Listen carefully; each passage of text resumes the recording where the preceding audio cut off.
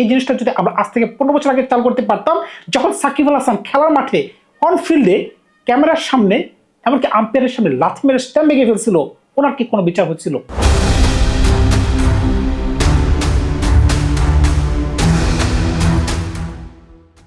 বর্তমানে আমাদের ক্যাপ্টেন কি কারণে চায়না গেল, এটার জন্য কিন্তু তাকে কাট করে দাঁড় করানো হচ্ছে।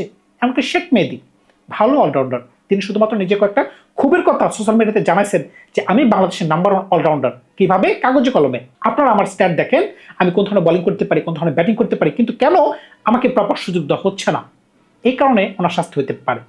কিন্তু একটা সময় যখন বছরের পর বছর বিপিএলে ন্যাক্কারজনকভাবে ফিক্সিং কাণ্ড করা হইতো, আপনি জানেন আমি জানি, কিন্তু ওটা কোনো বিচার হচ্ছে না, কিংবা ওই ধরনের দৃষ্টান্তমূলক শাস্তি কিন্তু আমরা দেখতে পাইনি, ইদানিংকালে দেখতে পাইনি।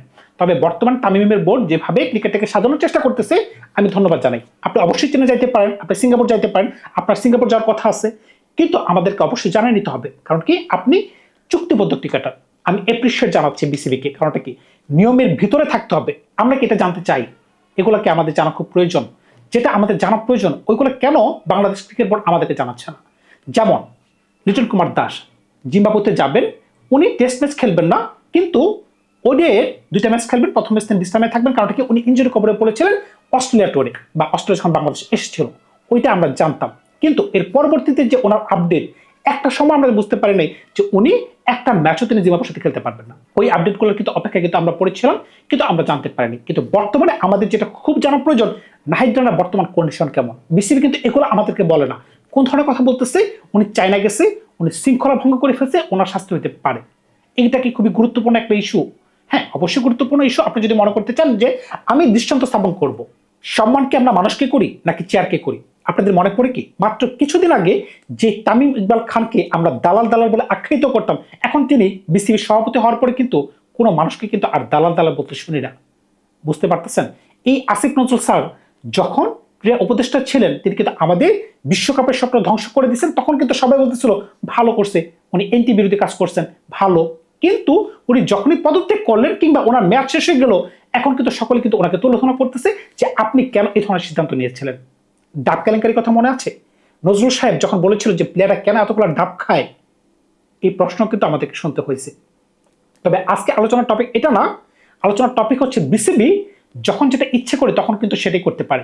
বর্তমান সময়ে যখন বিসিবি চলতেছে সুন্দর মতো, এরকম একটা অবস্থায় বিসিবি নিজের কর্তৃত্ব এমনভাবে প্রকাশ করতে চাইতেছে, তিনি লিটন কুমার দাসকে বা তারা লিটন কুমার দাসকে একটু বদনাম করতে চায়। কি কারণে? উনি ইনজুরি কবলে আছেন, উনি ইনজুরি কবলে থাকাকালীন সময় কেন তিনি চীন সফরে গেছেন বিসিবিকে না জানিয়ে, এটা হচ্ছে তার মহা অপরাধ। এই কারণে তাকে শোকজ করা হয়েছে, এমনকি কার করে দাঁড় করাতে হয়েছে। এমনকি শেখ মেহেদী বাংলাদেশের অন্যতম সারা অলরাউন্ডার, তিনি কিন্তু সর্বশেষ টি-20 ম্যাচে আমাদেরকে একটা জয় এনে দিছে 4 মেরে। মনে পড়ে কি? ওনাকেও এখন কাট করে দাঁড়াতে হইতে পারে। কারণটা কি? উনিও নাকি শৃঙ্খলা ভঙ্গ করছে। কিভাবে?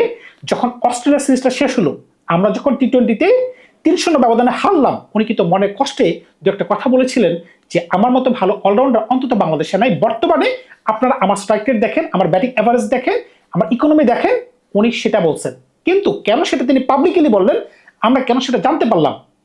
এখন এই কারণে ওনাকে শাস্তির আওতায় পড়তে হতে পারে। তবে বিসিবিকে আমি ধন্যবাদ জানাই, কি কারণে? তারা একটা দৃষ্টান্ত স্থাপন করতে চায়। এটা একটা ভালো দৃষ্টান্ত। কি হিসাবে?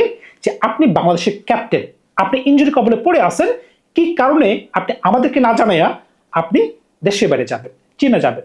আপনি অবশ্যই চীনে যাইতে পারেন, আপনি সিঙ্গাপুর যাইতে পারেন, আপনার সিঙ্গাপুর যাওয়ার কথা আছে, কিন্তু আমাদেরকে অবশ্যই জানিয়ে নিতে হবে। কারণ কি? আপনি চুক্তিবদ্ধ ক্রিকেটার। আমি এপ্রিশিয়েট জানাচ্ছি বিসিবিকে, কারণটা কি, নিয়মের ভিতরে থাকতে হবে। অনেক ক্রিকেটারই কিন্তু বাংলাদেশ ক্রিকেট বোর্ডের কথা কিন্তু শুনে নাই। কেন শুনে নাই? নিয়ম তখন সস্তা ছিল, নিয়মকে কখন সবাই বৃদ্ধাঙ্গুলি দেখাইতো, কিন্তু বর্তমানে নিয়মকে আপনাকে মানতে হবে। তামিম কিন্তু সেটাই করতে চাইতেছে। আমি এই জন্য কিন্তু আবারও হাততালি দিই। সকলেরই উচিত তামিম ইকবালকে সহযোগিতা করে, এমনকি বাংলাদেশ ক্রিকেট বোর্ডকে সহযোগিতা করে, যেন কোনো ক্রিকেটার নিয়ম ভঙ্গ করতে না পারে। আজকে যদি লিটন এই ধরনের কাজ করে যদি ছাড় পেয়ে যায়, তাহলে কিন্তু যারা ছোট বাচ্চা আছে, নাহিদ রানা বলেন, তানজিদ বলেন, তারা কিন্তু অচিরেই এই ধরনের কাজগুলো করতে পারবে। কারণটা কি? তিনি বলতে পারবেন যে লিটন ভাই তো এই ধরনের কাজ করছে, ওনার তো কোনো শাস্তি হয় নাই, তাহলে আমরা করতে পারবো। সুতরাং বুঝতেই পারতেছেন, দৃষ্টান্ত স্থাপনের জন্য ভালো কিছু করা প্রয়োজন। তবে এখন এটাকে আসলে প্রয়োজন ছিল। ধন্যবাদ সবাইকে, ভালো থাকবে আপনারা। নতুন করে কল্পনা খুশি হাজির হবো আপনাদের কাছে।